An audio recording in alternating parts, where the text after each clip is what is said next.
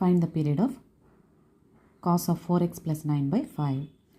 Given function can be represented with f of x equal to cos of 4x plus 9 by 5. ఈ 5ని న్యూమరేటర్లో ఉన్న each టర్మ్కి split చేయండమ్మా. cos of 4x by 5 plus 9 by 5. Here x quotient is 4 by 5. Now period of given function equal to period of cos function by quotient of x, that equal to period of cos function 2 pi by x quotient 4 by 5. 10 pi by 4, that equal to 5 pi by 2.